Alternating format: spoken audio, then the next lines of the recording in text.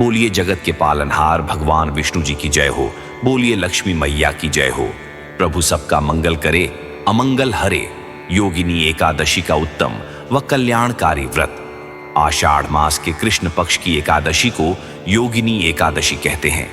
ऐसी मान्यता है कि इस एकादशी का व्रत करने से आपके सभी पाप नष्ट होते हैं और आपको परम पुण्य की प्राप्ति होती है। आप प्रभु की कृपा के पात्र बन जाते हैं। योगिनी एकादशी के व्रत में विधि विधान से सच्ची श्रद्धा विश्वास से विष्णु भगवान की पूजा की जाती है और व्रत कथा का पाठ किया जाता है। माना जाता है कि इस कथा का पाठ करने के बाद ही योगिनी एकादशी का व्रत पूर्ण माना जाता है। आइए हम सब मिलकर श्रद्धा विश्वास से पढ़ें योगिनी एकादशी की कथा।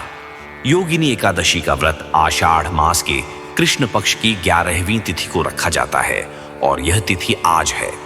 योगिनी एकादशी का व्रत करने से आपके कई जन्मों के पापों का अंत होता है और आपको परम पुण्य की प्राप्ति होती है। एकादशी के व्रत को करने वाले लोगों के लिए पूजा पाठ करने के साथ ही व्रत कथा का पाठ करना अनिवार्य माना जाता है।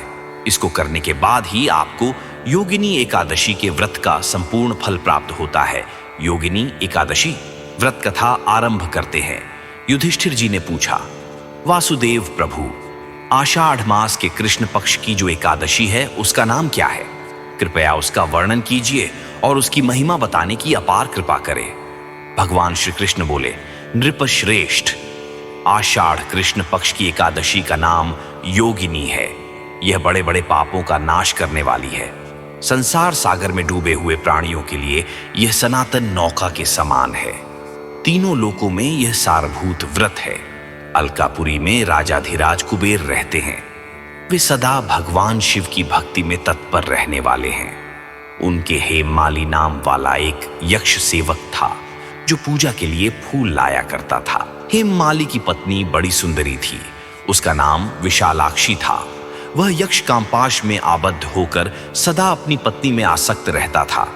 एक दिन की बात है, हेममाली मानसरोवर से फूल लाकर अपने घर में ही ठहर गया और पति के प्रेम का रसास्वादन करने लगा। अतः कुबेर के भवन में न जा सका। इधर कुबेर मंदिर में बैठकर शिवजी का पूजन कर रहे थे। उन्होंने दोपहर तक फूल आने की प्रतीक्षा की। जब पूजा का समय व्यतीत हो गया तो यक्षराज ने कुपित होकर सेवकों से पूछा, यक्षो, दुरात्मा हेममाली क्यों नहीं आ रहा है? इस बात का पता तो लगाओ। यक्ष ने कहा, राजन, वह तो पत्नी की कामना में आसक्त हो अपनी इच्छा के अनुसार घर में ही रमण कर रहा है। कुबेर ने तुरंत ही अपने सेवकों को भेजकर उस हेममाली को अपने समक्ष बुलवाया। हेममाली भय से आकुल होकर तुरंत ही कुबेर महाराज के सामने उपस्थित हो गया। उसे देखकर कुबेर की आंखें क्रोध से लाल हो गईं।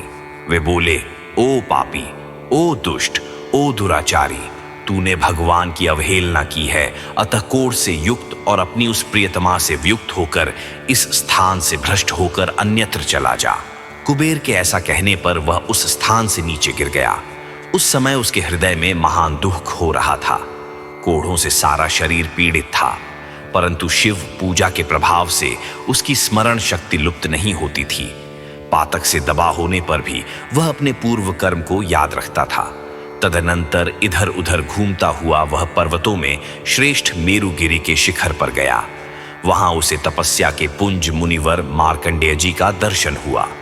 पाप कर्मा यक्ष ने दूर से ही मुनि के चरणों में प्रणाम किया। मुनिवर मार्कंडेय ने उसे भय से कांपते देख परोपकार की इच्छा से निकट बुलाकर कहा, तुझे कोढ़ के रोग ने कैसे दबा लिया?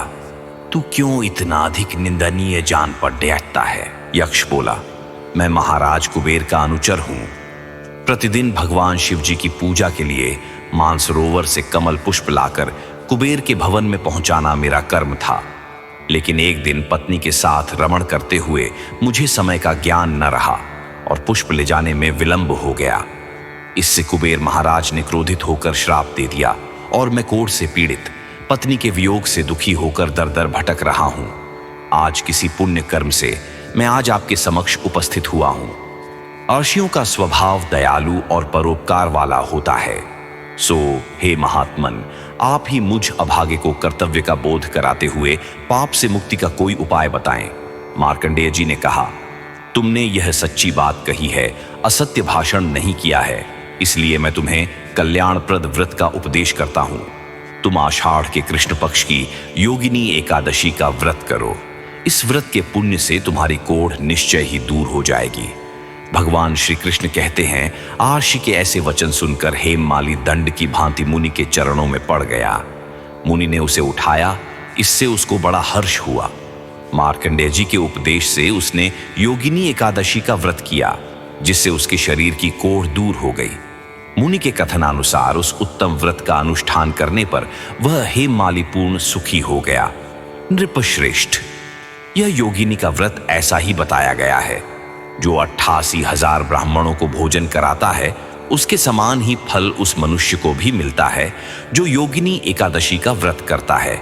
योगिनी महान पापों को शांत करने वाली और महान पुण्य फल देने वाली है। इसके पढ़ने और सुनने से मनुष्य सब पापों से मुक्त हो जाता है। प्रभु जगत पिता, जग के पालनहार लक्ष्मीपति।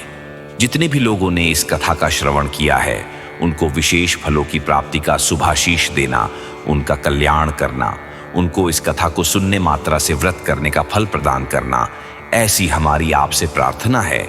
इस कथा को कहने में कोई भी भूल चूक हुई हो तो क्षमा करना। हमारे इस कथा रील चैनल को ज्यादा से ज्यादा सब्सक्राइब करें और करवाए। लाइक कीजिए, कमेंट्स कीजिए, सभी कथाओं को शेयर जरूर कीजिए ताकि सभी को इसका लाभ मिल सके। धन्यवाद।